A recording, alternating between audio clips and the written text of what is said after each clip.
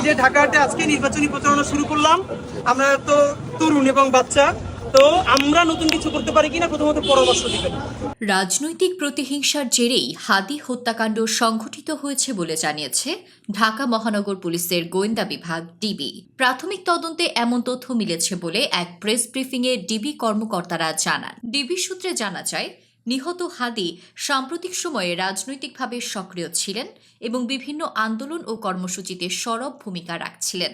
এ কারণে একটি প্রতিপক্ষ গোষ্ঠীর সঙ্গে তার দীর্ঘদিনের বিরোধ ছিল।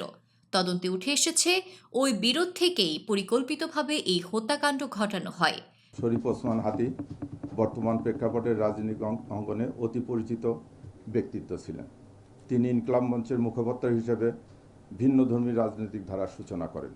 কার্যক্রম নিষিদ্ধ আওয়ামী লীগ ও নিষিদ্ধ ঘোষিত ছাত্রলীগ সংগঠনের বিগত দিনের কার্যকলাপ সম্পর্কে তিনি সভা সমাবেশ, ইলেকট্রনিক ও সোশ্যাল মিডিয়ায় বিভিন্ন রকম সমালোচনামূলক জোরালো বক্তব্য প্রদান করেন। রাজনৈতিক প্রতিহিংসার কারণে শরীফ ওসমান হাদি ওরফে ওসমান গনিকে গুলি করে হত্যা করা হয়। ডিবির এক ঊর্ধ্বতন কর্মকর্তা বলেন, ঘটনার পেছনে রাজনৈতিক উদ্দেশ্য স্পষ্ট।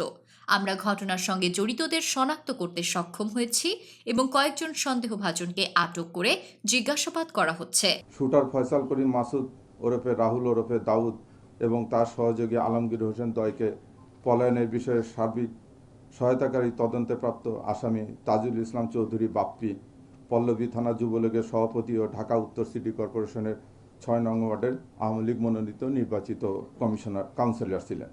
তিনি আরও জানান, হত্যাকাণ্ডের সময় ব্যবহৃত অস্ত্র, যোগাযোগের তথ্য এবং ঘটনাস্থলের আশেপাশের সিসিটিভি ফুটেজ সংগ্রহ করে বিশ্লেষণ করা হচ্ছে।